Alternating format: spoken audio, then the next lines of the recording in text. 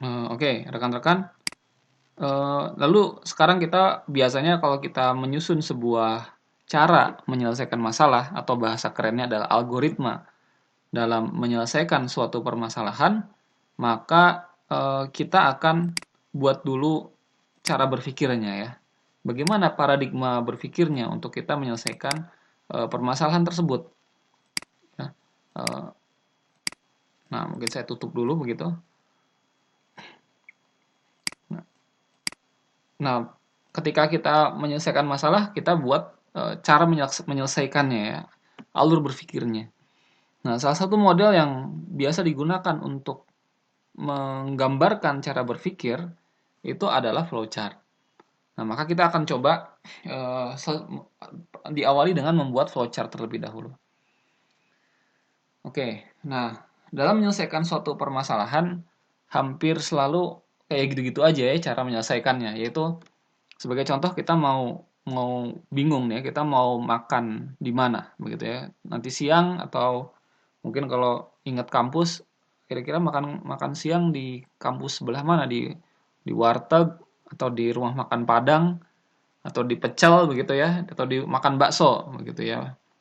Di Oke, nah kemudian tentu kita akan pertama adalah eh, kita siapkan dulu data-datanya ya. Kita siapkan data-data apa saja alternatif yang ada begitu ya, yang mungkin. Lalu dari situ kita eh, sebentar, ya di aja. Lalu setelah itu kita mengenerate alternatif solusinya. Oke, kondisinya kita import data dan informasi yang kita butuhkan, mungkin kondisi lapar atau tidak kita gitu ya, kondisi hujan atau tidak kondisi sekarang, kondisi uang di kita seperti apa. Lalu kita generate alternative solution. Kita bangkitkan apa saja alternatif solusi. Oke, bisa di warteg, pecel lele, nasi padang, bakso, atau di kantin teknik misalnya begitu ya. Kemudian setelah itu kita akan evaluasi setiap solusi satu persatu. Lalu pertanyaan ya, kalau apakah semua alternatif sudah diselesaikan, sudah dievaluasi belum? Belum, maka ulang lagi. Begitu seterusnya sampai semua alternatif kita evaluasi. Warteg kita evaluasi, warung nasi Padang kita evaluasi, bakso jabrik misalnya gitu ya, kita evaluasi. Semuanya gitu ya, kita evaluasi, selesai semuanya kalau sudah, lalu kita tampilkan mana alternatif yang terbaik. Begitu ya. Karena kita mau mengevaluasi, tentu kita butuh sebuah function untuk melakukan evaluasi.